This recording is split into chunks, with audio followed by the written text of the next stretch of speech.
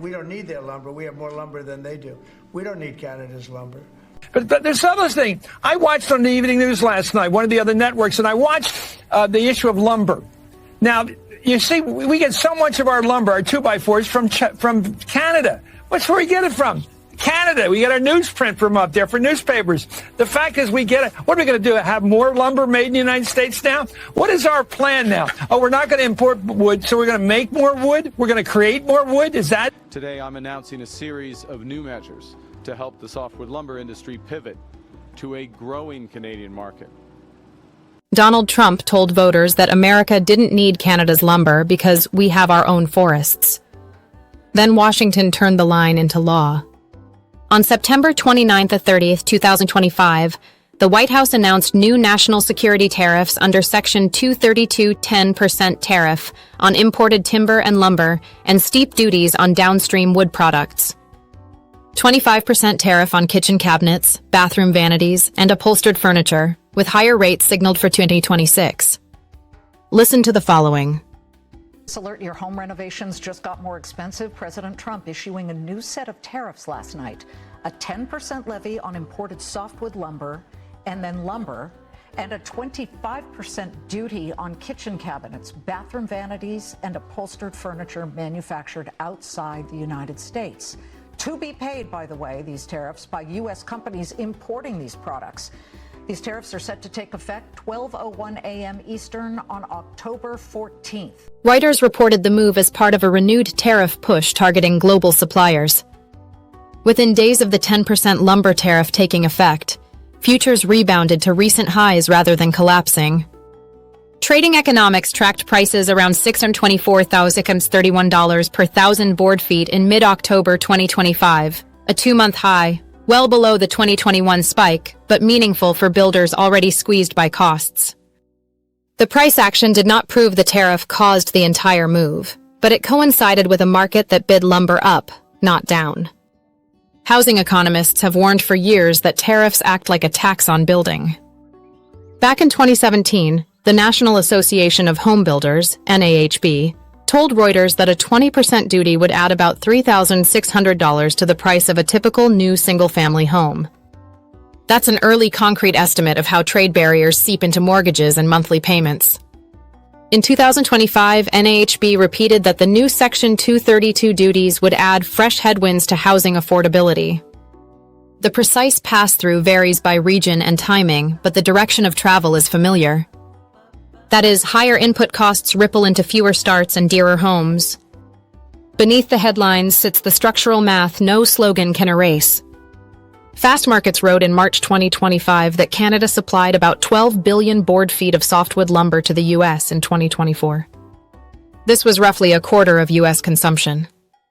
And that after netting out U.S. exports, the United States remained short just over 3.2 billion board feet of operable capacity at current demand. Their conclusion was stark. The U.S. softwood lumber market does not clear without Canadian supply. Even sources sympathetic to protection note the dependence. Nuvine's March 2025 note estimated the U.S. imported about 11.9 BBF from Canada in 2024, 23% of total U.S. consumption, 50.7 BBF. It added that new tariffs would increase prices for U.S. consumers in the near term. In other words, Canada is not a rounding error in the American housing supply chain. It is a load-bearing pillar. Could American mills simply run harder and fill the gap? Industry utilization is not a light switch. Fastmarkets has described upper 70s to low 80s% operating rates in recent periods. It cautions that labor, maintenance, fiber availability, and capital limit how fast theoretical capacity becomes real shipments. Put plainly, capacity on paper is not capacity you can ship tomorrow. Even advocates of reshoring concede that meaningful, sustainable U.S. expansion takes years, not quarters. Meanwhile, U.S. trade remedies kept tightening outside Section 232. The Commerce Department issued final anti-dumping results on July 25, 2025, and final countervailing results on August 8, 2025. The results confirm elevated duty rates on Canadian softwood lumber and instructing customs to collect at those levels. Layered with the new 232 tariff, these decisions raise delivered costs on Canadian wood further, exactly where U.S. builders feel it, which is on framing packages and project budgets. Ottawa's response was not mirror tariffs. It was shock absorption and diversification. At this hinge moment in history, Canada is starting to shift from reliance to resilience. We're going to write our own story rather than let others dictate theirs to us. We're building one Canadian economy out of 13. We're embarking on a series of nation-building projects. We're launching unprecedented investments in home building, and we are diversifying our trade partners. We will build Canada strong with Canadian workers, Canadian technology, Canadian lumber, and Canadian values. Thank you very much. Merci beaucoup. Thank you. On August 5th, 2025, Reuters reported that Prime Minister Mark Carney announced up to $1.2 billion Canadian dollars to support the sector. $700 million in loan guarantees and $500 million to accelerate product development and market diversification. This was explicitly framed as resilience in the face of higher U.S. duties. This was not a press release about symmetry. It was a balance sheet bridge to help producers sell beyond one buyer. The pivot had early signals in Asia. Canada Wood reported that Canadian lumber exports to Japan rose 26.7% year-on-year in Q1 2024, after plus 33.6% in Q4 2023. This was a notable rebound in a standards-driven market where reliability and moisture control matter as much as price. The point is not that Japan alone replaces the U.S., but that diversification is feasible when policy and logistics row in the same direction. Step back and the contrast is sharp. In the United States, a tariff plus remedies stack aims to protect mills and spur capacity. However, the near-term effect, as NAHB warned years ago and repeats today, is to push housing costs up in a market starved for affordability. In Canada, the policy mix centers on financing resilience and opening lanes, so lumber mills can survive the shock and reweight exports, not by abandoning the U.S., but by building optionality that softens future blows. None of this says protection is pointless. It says timelines matter. If the objective is to rebuild U.S. capacity, the honest clock is multi-year capital. That will include fiber access agreements, mill upgrades, skilled labor pipelines, modern kilns, and railcar availability. Section 232 can buy time, but it cannot conjure millions of board feet by next quarter. And while the build-out grinds forward, buyers pay more. Fastmarkets' capacity gap, Nuveen's consumption math, Commerce's duty stack, and mid-October price prints all point in the same direction.